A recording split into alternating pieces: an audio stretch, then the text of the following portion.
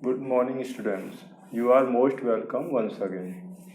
NCERT Maths, Class 9th, Exercise 13.1. Question 2. देखिए question 2. The length, breadth and height of a room are 5 meter, 4 meter and 3 meter. यानी कि एक कमरे की length, breath और height 5 metre, 4 metre और 3 metre है. Find the cost of white washing. हमें उसे वाइट वॉश करने का जो हमें कॉस्ट निकालना है.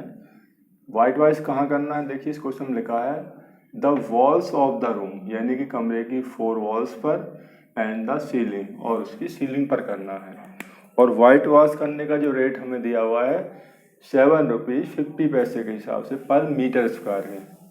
अब हमें यहाँ पे देखिए कमरे की लेंथ 5 मीटर, ब्रेथ 4 मीटर और हाइट होगी 3 मीटर, यानी कि सभी जो डायमेंशन है लेंथ, ब्रेथ और हाइट वो आपको मीटर में दिया हुआ है. क्योंकि इसकी लेंथ, ब्रेथ और हाइट सभी अलग अलग हैं, सेपरेटली हैं, तो इसलिए ये जो रूम होगा ये क्यूबॉइड शेप में हो गया. ठीक है. अब हमें एरिया जो निकालना है, required area for white washing, यानी कि जहाँ पर हमको वाइट वॉश करना है तो वो एरिया क्या है. क्वेश्चन में ध्यान से देखिए.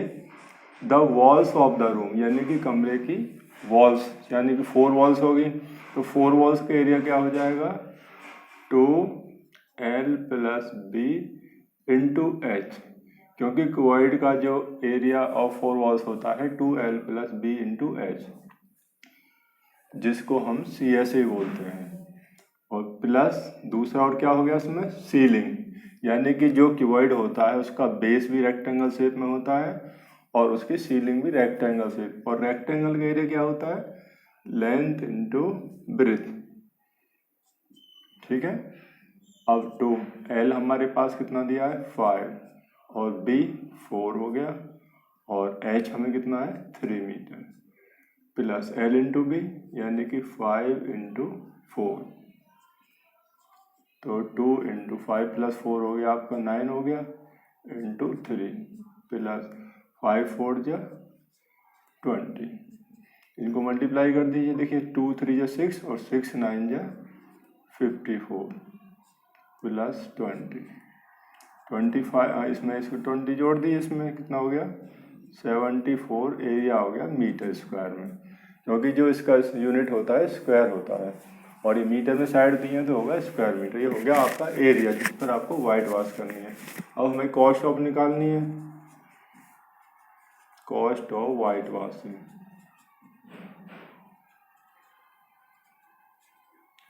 इक्वल टू, तो एरिया जो 74 है, हमें जो रेट दिया है, देखिए क्वेश्चन में दिया है 7 रुपीज़ 50 पर मीटर स्क्वायर दिया हुआ है, यानी कि 1 मीटर का जो कॉस्ट है 7 रुपीज़ 50 पैसे है. तो हमारा जो एरिया 74 आ गया, तो हम इसमें 7 रुपीज़ और 50 पैसे से मल्टीप्लाई कर देंगे.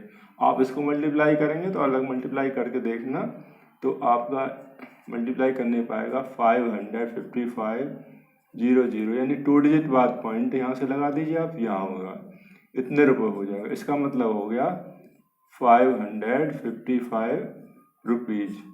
ये इसको वाइट वॉश करने का टोटल एक्सपेंस हो गया. ठीक है. इसके बाद हम इसका क्वेश्चन नंबर 3 लेते हैं इसी एक्सरसाइज का. देखिए क्वेश्चन नंबर 3 में the floor of A rectangular hall, यानी कि जो हमारा जो हॉल है वो रेक्टेंगुलर शेप में है, यानी कि एक क्यूबॉइड है जिसका पेरीमीटर दे रखा है 250 metre. If the cost of painting the 4 walls, यानी कि 4 वॉल्स को पेंट करने का जो एक्सपेंस है वो है आपका 15,000 रुपीज़ और उसका रेट है 10 रुपीज़ पर मीटर स्क्वायर. हमें उसकी हाइट निकालनी है. तो सबसे पहले आप लिखेंगे the perimeter of floor, perimeter of floor, यानी कि जो हमारा जो फ्लोर है वो रेक्टेंगुलर शेप में है और रेक्टेंगल का आप जानते हैं कि पेरीमीटर क्या होता है, वो होता है आपका 2l + b, यानी कि पेरीमीटर ऑफ रेक्टेंगल होता है 2l + b, और हमें कितना दिया हुआ है 250 मीटर दिया हुआ है। ठीक है, इसको हम इक्वेशन फर्स्ट का नाम दे देते हैं। ठीक है, अब यहाँ से आगे चलिए जा, cost of painting the 4 walls, यानी कि 4 वॉल्स का मतलब हो गया इसको पेंट करने का 15,000 रुपीज़ है। तो यानी कि एरिया ऑफ 4 वॉल्स अब हम निकालेंगे, एरिया ऑफ 4 वॉल्स इक्वल कितना हुआ, टोटल कॉस्ट अपॉन रेट, यानी कि जो हमें इसमें 4 वॉल्स को पेंट करने की टोटल कॉस्ट 15,000 आया है उसको हम 10 से डिवाइड कर देंगे। अब डिवाइड क्यों करेंगे, ये क्वेश्चन आपके दिमाग में जरूर आ रहा होगा। देखिए, क्योंकि 1 मीटर स्क्वायर का 10 रुपीज़ हम देते हैं, तो हमने 15,000 रुपीज़ कितने मीटर का दिया होगा, तो इसलिए उसका निकालने के लिए हम इसको डिवाइड कर लेते हैं।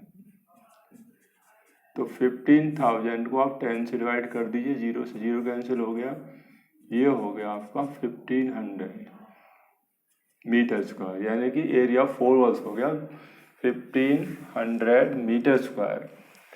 अब एरिया ऑफ 4 वॉल्स क्या होता है, ये होता है आपका 2l + b × h, जिसको आप लेटरल सरफेस एरिया भी बोलते हैं, इक्वल टू ये हो गया हमारा 1500 रुपीज़। ठीक है, अब आप ऊपर इक्वेशन फर्स्ट में देखिए 2l + b, इसकी वैल्यू आपके पास कितनी दी हुई है, ये दिया हुआ आपको 250। तो हम 2l + b की वैल्यू मैं यहाँ पर 250 रख लेता हूँ, और इंटू h, क्योंकि मैंने ये वैल्यू 2l + b की रखा है, इक्वल टू ये हो गया 1500। अब यहाँ मल्टीप्लाई में तो हम h की वैल्यू निकालूंगा, तो इससे डिवाइड कर देता हूँ इसको, तो 1500 को मैं 250 से डिवाइड कर देता हूँ, 0 से 0 कैंसिल हो गया, और 25 से 150 हो गया 6 टाइम, यानी कि 25 6 150, तो h इक्वल टू कितना हो गया 6 मीटर, यानी कि हाइट ऑफ द हॉल ये आपका हो गया 6 मीटर। तो मैं आशा करता हूँ ये क्वेश्चन आपको अच्छी तरह से समझ में आ गया होगा। आप वीडियो को पॉज करके इसको नोट कर सकते हैं।